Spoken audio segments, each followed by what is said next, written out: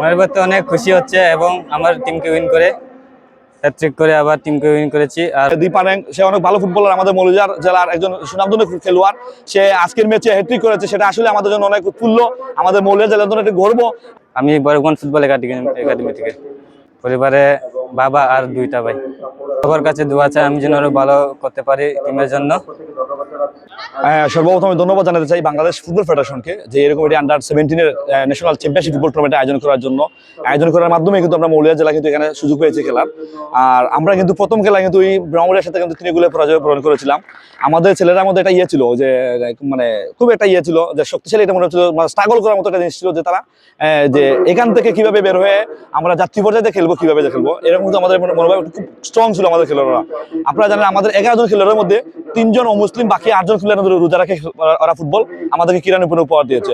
আমরা খুব স্ট্রাগল করেছি এই জন্য যে আমরা এখান থেকে চ্যাম্পিয়ন হয়ে আমরা জাতীয় পর্যায়ে যখন খেলবো, যদি এখান থেকে আমরা বয়সভিত্তিক বাংলাদেশ জাতীয় ফুটবল দলে যদি আমাদের এই মৌলভীবাজার থেকে কিন্তু খেলোয়াড়রা যদি সুযোগ পায়, তাহলে আমাদের এই জেলা বা অত বিভাগের আমরা সবসময় বুঝতে পারবো যে আমাদের এখান থেকে ভালো ভালো ফুটবল খেলোয়াড়রা বের হয়ে এসেছে এবং মৌলভীবাজার জেলা থেকে প্রতিনিধিত্ব করছে বাংলাদেশের হয়ে। আমরা এই আশাবাদ দিচ্ছি। ম্যাচে হেরে গিয়ে ফাইনালে হারিয়ে দেওয়া, এটা প্রতিশোধ দিলেন কিনা?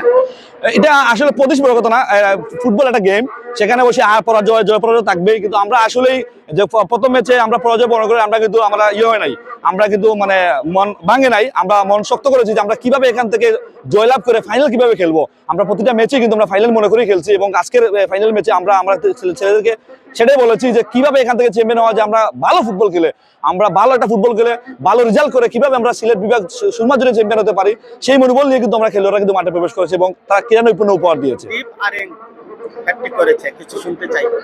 ভালো ফুটবলার, অনেক ভালো স্কিল, 10 নম্বর জার্সি পরে খেলছে দীপারেং, সে অনেক ভালো ফুটবলার, আমাদের মৌলভীবাজার জেলার একজন সুনামধন্য খেলোয়াড়।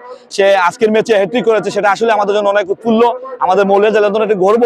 আমি জানি না আন্ডার-17 অন্য জায়গায় হয়তো হ্যাট্রিক হয়েছে, কিন্তু আমাদের সুরমার জন্য এই প্রথম একটা হ্যাট্রিক হয়েছে। আমরা তাকে অভিনন্দন জানাই।